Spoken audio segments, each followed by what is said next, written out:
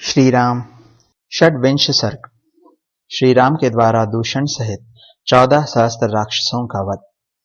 महाबाहु दूषण ने जब देखा कि मेरी सेना बुरी तरह से मारी जा रही है, तब उसने युद्ध से पीछे पैर न हटने वाले भयंकर वेगशाली 5000 राक्षसों को, जिन्हें जीतना बड़ा ही कठिन था, आगे बढ़ने की आज्ञा दी।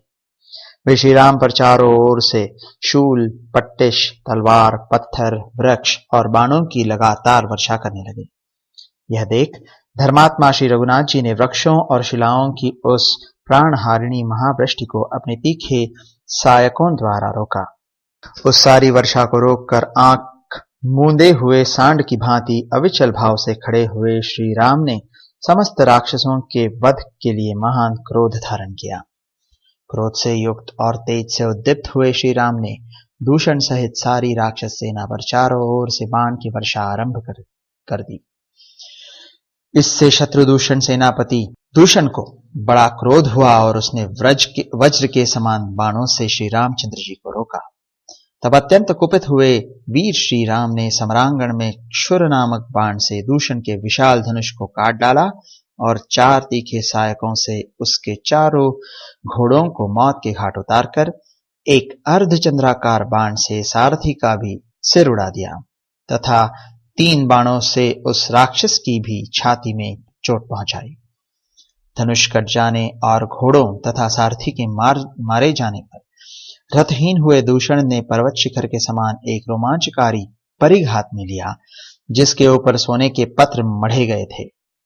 वह परिघ देवताओं की सेना को भी कुचल डालने वाला था। उस पर चारों ओर से लोहे की तीखी कीलें लगी हुई थीं। वह शत्रुओं की चर्बी से लिपटा हुआ था। उसका स्पर्श हीरे तथा वज्र के समान कठोर एवं असह्य था। वह शत्रुओं के नगर द्वार को विदीर्ण कर डालने में समर्थ था। रणभूमि में बहुत बड़े सर्प के समान भयंकर उस परिघ को हाथ में लेकर वह क्रूर कर्मा निशाचर दूषण श्री राम पर टूट पड़ा। उससे अपने ऊपर आक्रमण करते देख श्री रामचंद्र जी ने 2 बाणों से आभूषणों सहित उसकी दोनों भुजाएं काट डाली। युद्ध के मुहाने पर जिसकी दोनों भुजाएं कट गई थीं, उस दूषण के हाथ से खिसक कर वह विशालकाय परिघ इंद्रध्वज के समान सामने गिर पड़ा।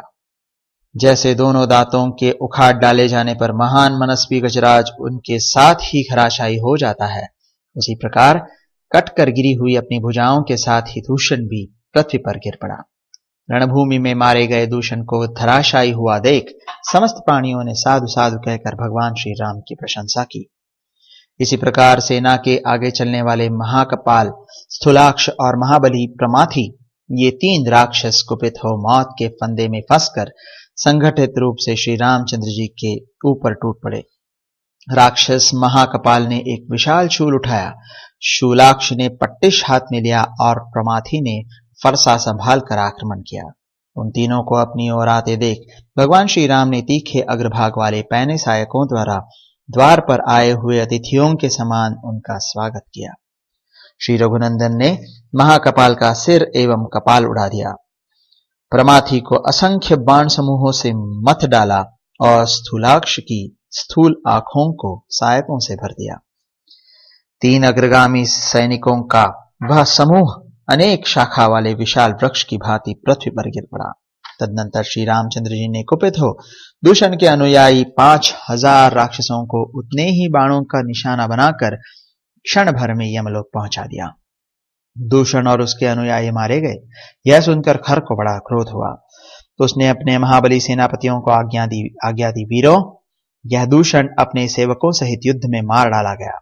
अतः अब तुम सभी राक्षस बहुत बड़ी सेना के साथ धावा करके इस दुष्ट मनुष्य राम के साथ युद्ध करो और नाना प्रकार के शस्त्रों द्वारा इसका वध कर डालो। ऐसा कहकर कुपित हुए खर ने श्री राम पर ही धावा किया। साथ ही शेनगामी, पृथुग्रीव, यज्ञशत्रु, विहंगम, दुर्जय, करवीराक्ष, पुरुष, कलकामुर्क, हेममाली, महामाली, सर्पास्य तथा रुधिराशन, ये 12 महापराक्रमी सेनापति भी उत्तम बाणों की वर्षा करते हुए अपने सैनिकों के साथ श्री राम पर ही टूट पड़े। तब तेजस्वी श्री रामचंद्र जी ने सोने और हीरों से विभूषित अग्नितुल्य तेजस्वी सहायकों द्वारा उस सेना के बचे कुचे सिपाहियों का भी संहार कर डाला।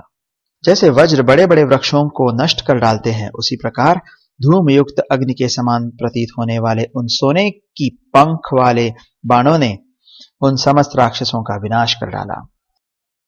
इस युद्ध के मुहाने पर श्री राम ने करणी नामक 100 बाणों से 100 राक्षसों का और सहस्त्र बाणों से सहस्त्र निशाचरों का एक साथ ही संहार कर डाला।